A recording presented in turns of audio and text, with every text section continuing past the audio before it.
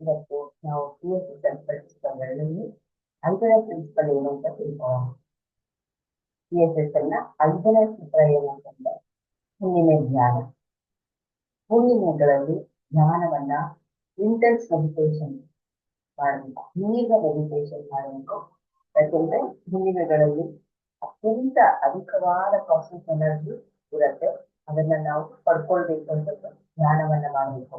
ಹುಣ್ಣಿಮೆಗಳಲ್ಲಿ ನಾವು ಮಿಸ್ ಮಾಡಬಾರ್ದು, ಹೆಚ್ಚು ಹೆಚ್ಚು ಧ್ಯಾನವನ್ನ ಮಾಡಬೇಕು. ಅದೇ ತರ ಶ್ರೀಲಂಕಾದಲ್ಲಿ ಪ್ರತಿ ಹುಣ್ಣಿಮೆಗೆ ನ್ಯಾಷನಲ್ ಹಾಲಿಡೇ ಅಂತ ಹೇಳ್ತಾರೆ. ಯಾಕೆಂದ್ರೆ ಅವರ ಇಂಟೆನ್ಷನ್ ಮೆಡಿಟೇಷನ್ ಮಾಡಬೇಕು ಅಂತ. ಸೊ ಹಾಗಾಗಿ ನಾವು ಯಾವಾಗ್ಲೂ ಹುಣ್ಣಿಮೆಗಳನ್ನ ಧ್ಯಾನಕ್ಕಾಗಿ ಹೆಚ್ಚು ಹೆಚ್ಚು ಉಪಯೋಗಿಸ್ಕೋಬೇಕು. ಇದು PSSL ನ 18 ಪ್ರಿನ್ಸಿಪಲ್ಗಳಲ್ಲಿ 5ನೇ ಪ್ರಿನ್ಸಿಪಲ್. Thank you.